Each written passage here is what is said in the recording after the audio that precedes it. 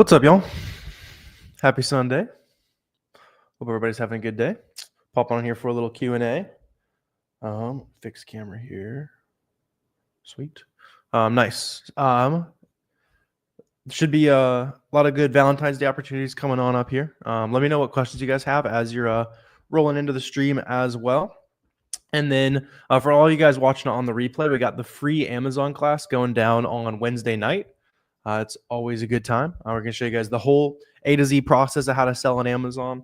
You can get signed up for that for free in my bio or in the description. What's up, Paulo? Good to see you, man. Let's see. Yeah, let me know what questions you guys have on TikTok as well. I'm live on Facebook, YouTube, and TikTok. So yeah, let me know what questions you guys got. Wholesale or private label. So I do arbitrage. So I buy like really big example today, but I buy like a Lego, like Pokemon off-brand Lego set, for example, right? This was like $40 at the store, and it sells on Amazon for a whole lot more than that.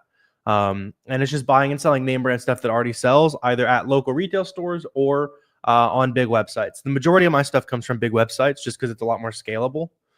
But you can start just like going to local retail stores and stuff like that. It's just kind of easier to learn. Yeah, so as you guys are rolling on, let me know what questions you guys got. The free Amazon class on Wednesday is going to be a good time. If you want to see kind of the whole A to Z game plan as well, I'll drop the link on YouTube. So yeah, see you guys there. What's up? Do you need a sales permit to sell? You don't need one, but to get resale permit, to get like sales tax exempt, I guess I should say, on a lot of websites, they'll want you to have one. So if you have a resale permit, which you can usually just get like through your state, a lot of states will even let you have one as a sole proprietor too, so you don't have to have a legit LLC or anything like that in a lot of states. And you can just go ahead and take that document and submit it to a website or to present it at like your local retailer, and you can use that to get to pay no sales tax. You live in California, so that's going to be important, yeah, because you're paying like 10% sales tax right now. It can be pretty expensive for sure if you're in there. The state I started Amazon, and it also had 10% sales tax. It was like 9.75. So I totally understand. Yeah. Yeah, you got to get a little creative. Let's see. So I don't do much wholesale, Edgar, but wholesalers you can just reach out to. Any brand that you start sourcing profitably with online arbitrage or retail arbitrage, so just like local retail stores or online stores that you're buying from. You can probably, Google that brand distributor, my city, that brand distributor, your state, right? And just kind of start from locally, basically. How many do you usually buy? So typically I'll buy at least like 10 to 15 of something. Just kind of, I've been selling on Amazon long enough to look at an item and pretty much be able to figure out how fast it's going to sell. In the early days, though, just buy a few units, buy 5, 10, whatever you're comfortable with, and then see how fast that sells. You can list those items via FBM. So you ship it direct to the customer when it sells. And then you kind of get that proof of concept. Be like, oh, I sold all 5 of my units in a day. Let me order a whole bunch more. Or, I bought 3 units and it's not going so well. I'll just wait until I sell out and I probably won't want to restock, right? So placing those test orders is really good in order to not lose a bunch of money, basically. Yeah, that's kind of why starting with name brand stuff is good as well. Because instead of working with a Chinese supplier or working with a big wholesale supplier, you can literally spend $20 on a product, see if it's going to sell for you, see if it's going to work. And if not, then okay, it's $20, right? Just kind of test the concept a little bit easier. Yeah.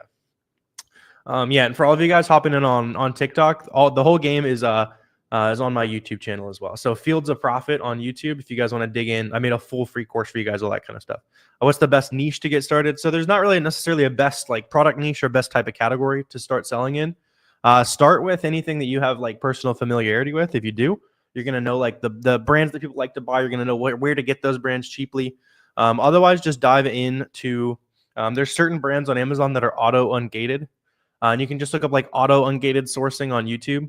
And you can start sourcing the brands that I look at in that video, basically. Yeah, I do OA, CP. A little bit of retail arbitrage, pretty much all OA, though. Occasionally, I'll hop on a wholesale deal as well. Let's see. When you're in the stores, you don't see at least 10 items you still buy. Yeah, you might as well.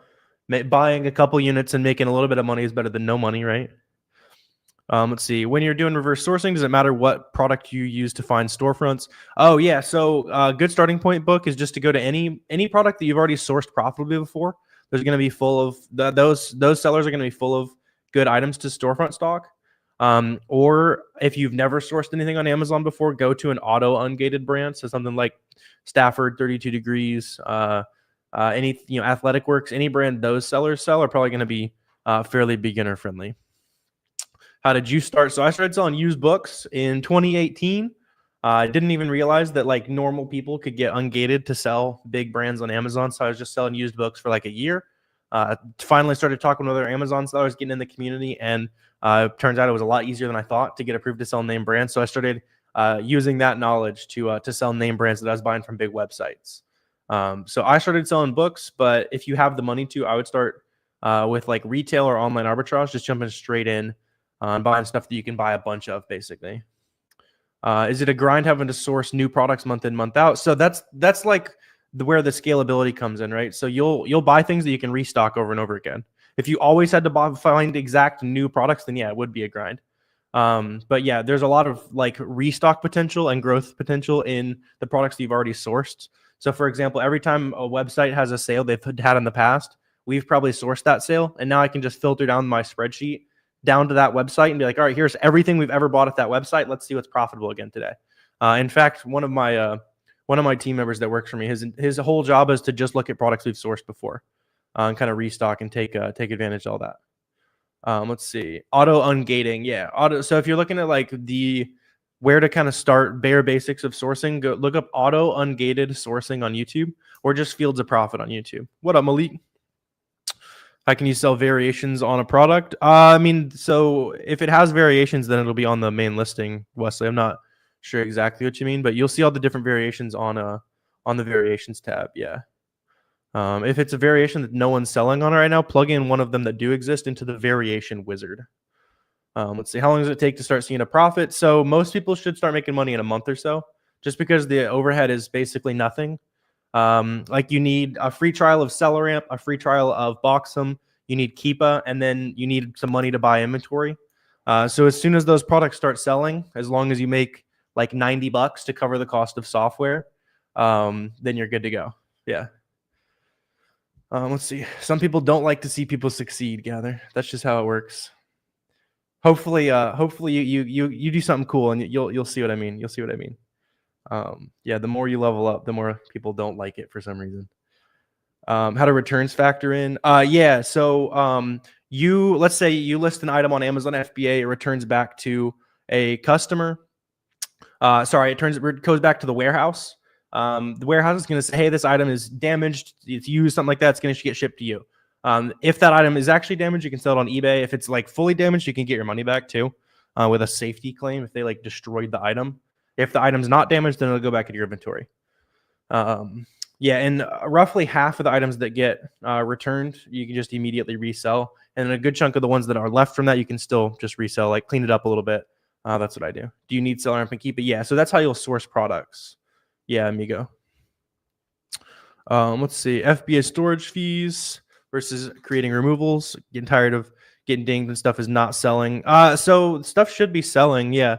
The only reason it wouldn't be selling is if maybe you didn't look at the buy box correctly when you shipped it in. So look at the little pie chart on the SellerAmp buy box and make sure that there's multiple sellers kind of getting slices, basically. Yeah, make sure there's multiple sellers kind of getting a slice, and then yeah, just kind of dive in from there. Sometimes some products like the brand sells it, and they're the only people that'll make sales on the listing. Let's see. Difference between SellerAmp and FBA. Yeah, so FBA is a fulfillment method, Moose. Yeah, so FBA is how you sell a product to a customer. SellerAmp is a software that you use for sourcing products. So those are pretty different. Yeah. Let's see. Do you keep your warehouse in a non-sales tax state? Yeah, Anthony. So I use a prep center. So I don't want to personally manage a warehouse and manage people and all that kind of stuff. So I work with a prep center in Montana where there's no sales tax, and I just pay them per unit. A lot of people who have big warehouses go on to do the same thing because it's kind of a headache to manage inventory like that. Let's see, do you set up automatic removals? I don't think I've ever had a product hit the warehouse for 365 days. You're buying stuff that just doesn't sell straight up, man. Yeah, so look at the SellerAmp, make sure you see estimated sales, make sure maybe it's a variation listing, make sure that variation has some reviews. I honestly can't think of a single product that lasted a year at the warehouse. Some like 6 months, that's really bad if it sits at the warehouse for that long. But most things you sell on Amazon will be sold within a few weeks of shipping them in, unless you bought a ton of it. Let's see, open a warehouse in Cali. Oh, yeah. Yeah, if you're doing OA, then a warehouse in Cali probably wasn't the play then, Anthony. Yeah. There's some website you probably just want to go crazy on websites that'll take your resale permit. How much you selling though, Anthony? That's awesome. I mean, having a warehouse is a big move for sure. Very cool. Should you pay the $49 to Amazon so they can take care of everything from shipping to return? So the pro account's $40 a month, and that's not what you pay for. You pay to reduce your fees and use software with your account and have easier time getting buy box and getting ungated. No, that doesn't matter, Mike. If prices go up on things, then prices go up on things. That's probably what'll happen. And so our costs will go up. We'll just raise the price on Amazon. That's just how it works. Yeah, so just everything will get more expensive, basically. Which it's happened over the last couple of years already, right? So we've already been raising prices, and then customers just pay the end result. What's the minimum ROI on products? At least 30%. Yeah. Sometimes I might go a little bit below that, Tommy, if it is an item with no return, so like a grocery item where customers literally cannot return it, then I might go lower than that. But yeah. So you sell books and movies. Yeah, I know you're shipping in profitable stuff, but the sales rank's probably pretty high or something like that if it's just straight up not selling. Let's see. I'm started on online arbitrage, having trouble getting ungated. Tried to auto ungate products. Yeah, Danny. So anytime you buy products, as long as your address that matches your seller counts on that invoice, you can submit that to Amazon and get approved. It might take a couple. Tries to get an Amazon rep that like knows their own rules, basically. But yeah, submit the invoice. You can also submit the tracking information and a picture of the item. That'll help as well. Yeah, Tavi, I do online arbitrage. Yeah, with a little bit of wholesale, but mostly just buying from big websites. Yeah. Let's see. You do FBA products doesn't move unless you pay for ads. Yeah, Chanel. So if you've never sold on Amazon before, doing private label, like if you're like trying to launch your own product, it is a way to do it, but it's going to be really hard to learn that way. So go to like a local Ross or look at like a clearance section of a big website. Open up the storefront of people who sell the brands like 32 Degrees, Stafford, J. Crew, and then see what products they're selling. And you're able to source a bunch of that stuff from big websites. That's kind of like the low-hanging fruit, and that's what I do. And I didn't even realize you could really scale that stuff, but now we're doing a couple million a year with it. Yeah. See, where do you see the pie chart on SellerAmp? Yeah, so just if you're not seeing it, then you need to enable the panel in your SellerAmp settings. So just go to your SellerAmp settings. There'll be a thing that says buy box, and you can see the buy box stats, basically. Let's see, where do you buy products? You've tried a lot of websites, nothing seems profitable. Yeah, so the big misconception is that you probably think you're going to find profitable items, when really you're going to make the items profitable, right? So what I mean by that is you're not going to find an item that sells for $10, it sells for 30, just like all the time, right? What you are going to do is find an item that sells for 18 on one website and sells on Amazon for 30, and then you can use a coupon to get it cheaper, and then you use a discounted gift card, a cash back, maybe some loyalty rewards program. Just kind of going the extra mile, finding those discounts that other people are not finding, and that's how you make products profitable, basically. Yeah, but to be honest, I buy from the biggest retailers you've heard of, right? Kohl's, Walgreens, Vitacost, Walmart, Costco, stuff like that, right? Just really big websites is where I buy the majority of my inventory. It's not like I'm looking for some secret websites or anything like that. It's just kind of learning how you can make products from a certain website as cheap as possible. Let's see. You're using a VA for online arbitrage. Yeah. So I have a team of virtual assistants that does a lot of the work for me these days. What's a healthy price for a prep center? How do you know if they charge you too much for extras? If you're paying like $1.50-ish per unit after all the extra fees and stuff, that's not too bad. I wouldn't, if you're ever over like $2 per unit when you factor everything in, then your prep center is probably too expensive, or you're just not shipping very much in. Let's see. Majority are CP. Yeah, I have one American that works for me part-time on the Amazon business. But the majority are virtual assistants from the Philippines. You want to start selling bedding? Yeah. So Roots, that's like private label. It's a good idea, but if you've never sold on Amazon before, I would really start selling stuff that already sells on Amazon. So, like for example, like toys and makeup, groceries, anything like that. So like this already had an Amazon listing, and all I had to do was find it at a local retail store for cheap enough to make a profit. It's sitting on the shelf for like 35 bucks and it sells for 80, right? So it's kind of like you prove the concept a lot easier. You can make money a little bit easier. And then if you want to start a private label, you'll have a consistent kind of reselling income to dump into a private label, because it's very likely that your first private label is going to fail. So you might as well build up that back end cash flow, and then you can afford to take a million swings at a private label and it doesn't matter. Let's see. No, it's normal CP. Yeah, that wouldn't include shipping. That'd just be to pay the prep center. Yeah, unless you're doing like major volume. Let's see. Any suggestions on finding store reputation so you don't get scammed? Yeah, book. So when you're sourcing, make sure if the website has like PayPal at checkout, check the Trustpilot, see if they have a bunch of bad reviews. If they're activated with any like cashback service, so like a Rakuten or a Top Cashback has already reviewed them and said, hey, these guys are legit. You can buy from this website.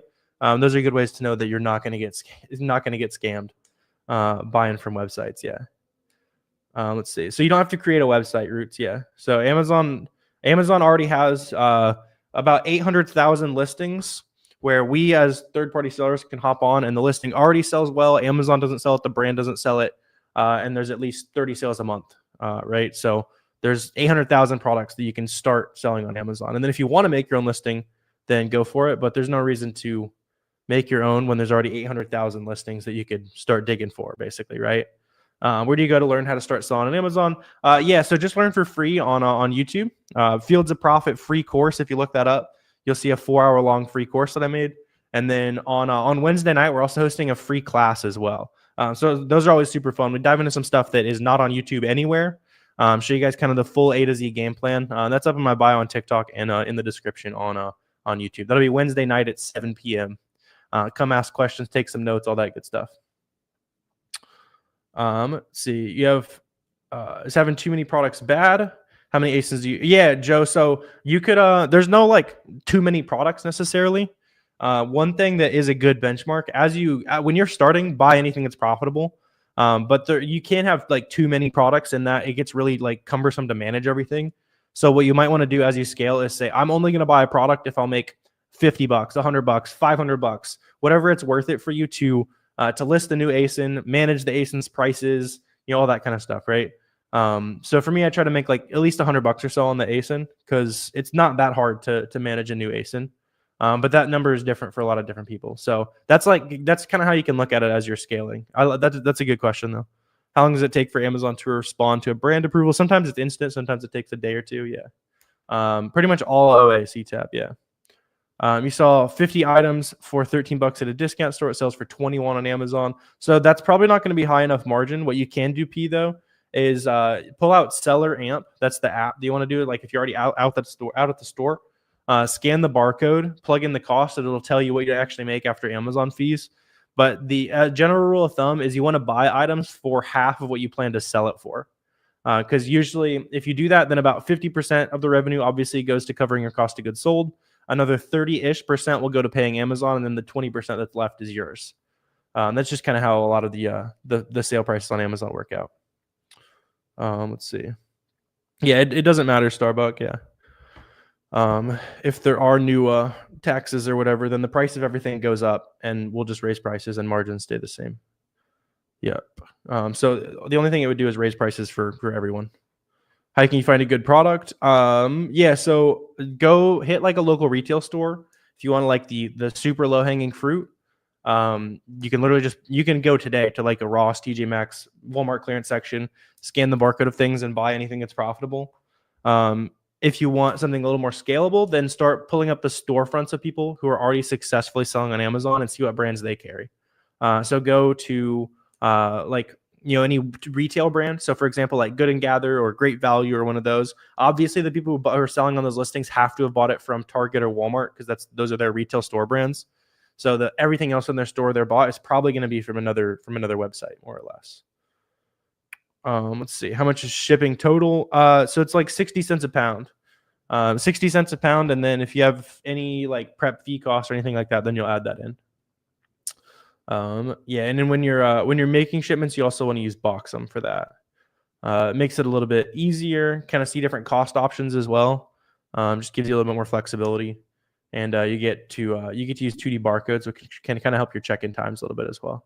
If you only have $500 to start, is that enough to even try? You'd have to do like used books or stuff you can buy really, really cheaply. To be honest, I would build up to have like a grand or two at least, and then dump that money into like hitting local clearance sections and that kind of thing. So like right now, you don't have much money, so you need to figure out how to leverage your time to most effectively use that money. And like that's where I was in that boat too. When I started, I was broke, and so I bought like used books from thrift stores. Buy it for $1, sell it for 15, 20, sometimes like literally $100+ if you find like a textbook or something. Definitely did a lot of that. And then you can take that money that you hustled for and work a little less hard buying a lot of units of like fewer products basically. Should you add Rakuten into the margin? No, Malik. Yeah, you want to treat that like bonus money just because it doesn't always pay out. Let's see. Every sale you're paying $6 to $10 for shipping. So yeah, that would make sense if your product is a little over £1 or so, between £1 to £2. That sounds normal. Yeah. So what you can, you want to see if it makes more profit via FBA. So you can plug the item in on SellerAmp and then switch between FBA and FBM on the calculator. And then you'll see basically which would be cheaper for that item. A lot of times the FBM and FBA net profit ends up being basically the same, except for outliers where it's either really heavy or really light. Let's see. You don't need to do like 3D rendering, anything like that. So yeah, you guys can sell products that already sell on Amazon. Yeah, there's no reason to unless you're already making money on Amazon. Don't make your first product be something that you're like making the marketing for, buying ads, buying it from China, like all that kind of stuff. It's a lot of moving parts. Let's see. What if barcode's marked out on the books? Doesn't matter. You can still sell it. If the product's 13, you can sell it for. So yeah, so if you sell something for 21 that you bought for $13, you did not make $8 in profit, because you still pay Amazon fees on that. So if it's a $21 item, you're probably going to pay like $7-ish in fees, probably $6 to $7 in fees. So realistically, you'd probably make $1 on that. Let's see. SellerAmp's accurate to the fees, or you can use an expense tracking. So yeah, Book, you'll want to use Boxem for tracking your actual like sales as they go. Otherwise, you'd have to manually track each sale. So Boxem will just manually pull all the Amazon, or it'll automatically pull the Amazon fees. It'll pull what you paid for it, all that kind of stuff. It can kind of help you get a glance at what you're actually making. Yeah, so SellerAmp for sourcing, and then Boxem for like analytics, shipping products, all that kind of stuff. It doesn't matter, Zen. If it goes in, then the price of everything will go up, and then we'll raise our price, and that's it's just kind of how it works. So yeah, the likely outcome is that everyone's paying more money for everything from that. Yeah, and we'll keep making the same amount of money basically. Yeah, so CP, that software is a lot worse than Boxem because you can't make shipments with it, and it's just kind of missing some features basically. So yeah, keep it simple. Let's see. How'd you source before SellerAmp? There's some videos, Malik. Yeah, there's some of my oldest videos, like literally like storefront stocking, just manually looking at an Amazon storefront. You just kind of had to know like what stuff sold for. It was definitely a lot harder. You've won buy box with more than 30 sales a month, still not getting any sales. Check that specific product and see if check that specific product and see if the buy box is rotating basically. Yeah. No, Apollo. Yeah, price of everything will just go up, and then we'll raise our price. So the stores might have to raise their price, and it's all good. Let's see. So I don't have a warehouse. You don't need one. I use a prep center mental. So I pay a third-party service that I pay per unit to receive and ship everything for me. So I actually haven't seen any of my products in like 2-ish years at this point. Which is a little bit more expensive to do it that way, but that's just kind of the business I want to build. Build the business you want, right? That's the other thing. Like a lot of people start selling on Amazon because they want an empire and they want to make millions of dollars. A lot of people start because they want to make $1,000 a month and help pay for groceries, that kind of thing. So whatever your goal is, hit that goal and be proud of it when you do hit the goal. Yeah.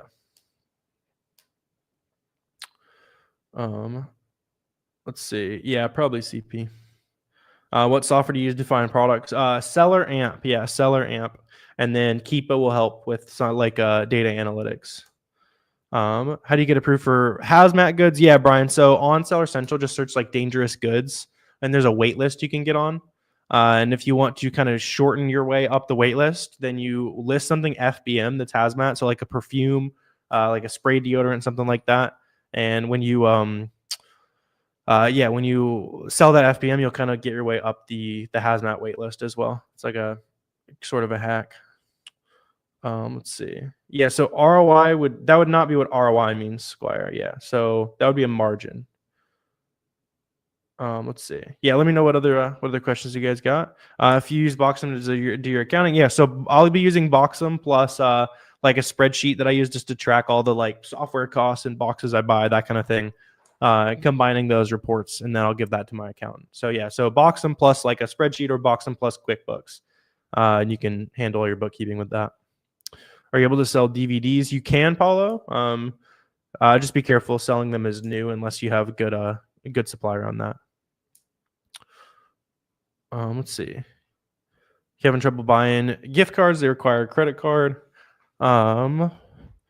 Yeah, I'm not sure on that. If you're not in the US, Paulo, I know you're in the free group. Just ask in the section for European sellers and see what they do. I would assume you could also probably wire to buy gift cards if you have to do that as well. Get in the bulk program, that kind of thing. Let's see. How long does hazardous products take to open? Yeah, so you can get approved to sell. You'll get approved to sell all of them at once. Just in terms of like the hazmat qualification, you might still have to get ungated in like the brand that hazmat product is. But when you have hazmat, you can ship any hazmat products into Amazon. Just make sure you're following like the UPS or USPS law when you're shipping. Usually it just means using like the slowest shipping that doesn't go up in an airplane if it's a hazmat product. Why do you prefer OA over wholesale? I just have more fun with it. The type of person that's like a salesman type of person, you want to pick up the phone all the time and talk to suppliers and that kind of stuff, you're probably going to like wholesale. I just like jumping into a website, building systems, helping my team understand how to look at a certain website and buy a whole bunch of product. They're both pretty scalable. And honestly, the best combo is to do both, right? Because sometimes you're going to get a product cheaper from a website with the right discount methods and coupons and that kind of stuff. Other times you might be able to get it cheaper from buying it like from a wholesale supplier. But I was really surprised when I started getting way more deep into wholesale. I thought everything was going to be cheaper than I was buying it online arbitrage. But the truth is a lot of times it's more expensive. It's just easier to buy in massive bulk. That's kind of the trade-off. At least that's what I found in opening a lot of wholesale accounts. Let's see. What's your average time to buy a product and get it listed? Yeah, Malik. So, I mean, usually, like, I'm probably making a sale on a product 2-3 weeks after I initially bought it, because then it's going to take like a week to get to the prep center. Prep center is probably going to take, 3 to 5 days to get it out, and then it'll probably take another week for the first items to sell. So, yes, probably somewhere around there. I should probably have a more definite number on that for my own purposes, but I would say somewhere around like 3 weeks, you'll make a sale after you buy it. And you can obviously make that a lot faster if you guys are doing FBM, which you should in the early days, because if you buy an item, the second it shows up at your house, you can list it on Amazon and be making sales. No, Chief. So 2D barcodes are just for FBA shipments. And it's just one barcode for a whole box. Let's see. Still buying products regularly? Yeah, PD. So at this point, my team, they do 95% of the sourcing, 100% of the buying, most of the like account health, that kind of stuff. I'm mostly just kind of talking with my team, kind of helping them out when they have questions, that kind of thing. But yeah, that's after like years of growth and that kind of thing. So it's very possible. Just don't expect to start a business and then the next day you're not doing any work, right? Like I worked really, really hard on the Amazon business for a couple years before it was ever even close to running itself, kind of thing. Let's see. Yeah, let me know what other you guys got. Have you ever shipped a product using the same box it was sent to you? And yeah, for sure. Yeah, especially if it's FBA. In FBA, like I'll send in all kinds of Walmart boxes and whatever, right? If you're doing FBM, just make sure that it's a plain box. Let's see. No, Kat, just focused on making videos and that kind of stuff. Not right now. Is your team all VAs? So I have one part-time American PD. The rest are all virtual assistants. Let's see. Can you give a specific example of timeline? So I don't really track individual products anymore, CP, but like some of the first products I bought was, it's in the bedroom. You buy a product, it shows up in 3 days or so, 3-4 days. I made a shipment that day because I was obviously really excited about Amazon. It gets to the warehouse in a week or so, and then it starts making sales after it checks in. So yeah, if you're kind of on top of things, like 2 or 3 weeks to make sales if you're doing FBA, and it can be like a day or two if you're doing FBM. What happens if items don't sell? So the items will generally always sell because that's like the whole point of buying stuff that already sells on Amazon. You can already see exactly how fast things sell. SellerAmp shows us exactly how fast it sells. What's going to happen is not everything's going to sell at the ideal price you want. So if the prices start dropping or something like that, then you might have to make some decisions where at this certain date range, if I'm still not profitable, or if it's still not profitable, I'm just going to lower the price, make a sale, and get my money back to buy something better, basically. It's pretty rare to just straight up not sell an item, though, because we can already see how fast things sell. Let's see. How do you know what product is selling for with retail arbitrage? So that's, yeah. So if you scan the product with SellerAmp, it'll tell you all the data you need to know. Let's see. Well, the SellerAmp one says 2 days ago or just now. So that was when they last won the buy box. Yeah. Let's see. Any good? So yeah, Stefan. So any major retailer is going to have profitable items. So what you want to focus on is what websites are running sales today, and then what brands are those, what products are those, and then who are the Amazon sellers that are selling those products.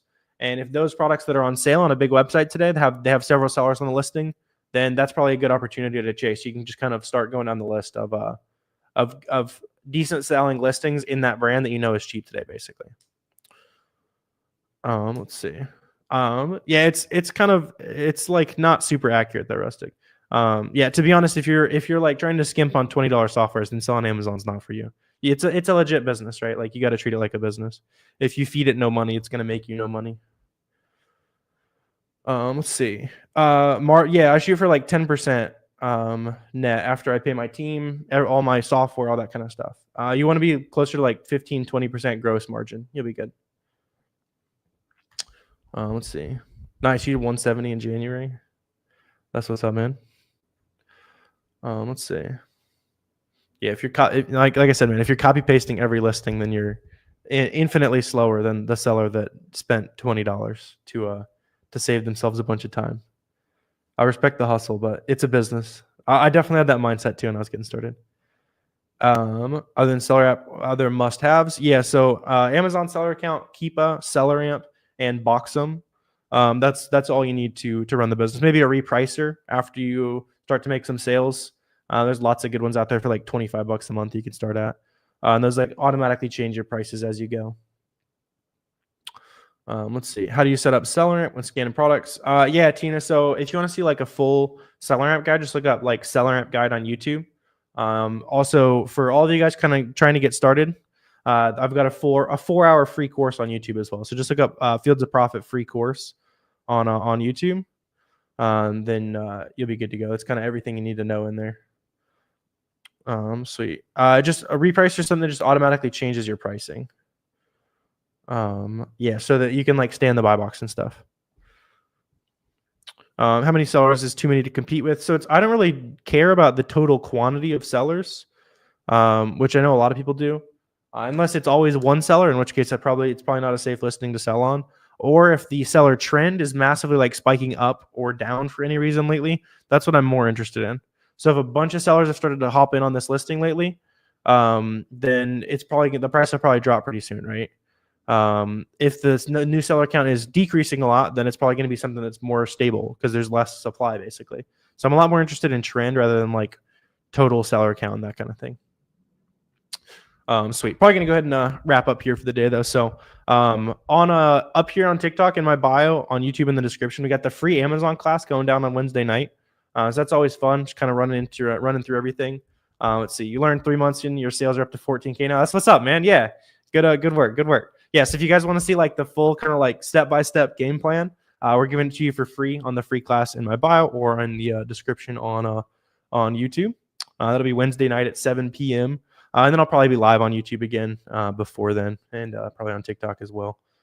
So yeah, you guys have a good rest of your Sunday here.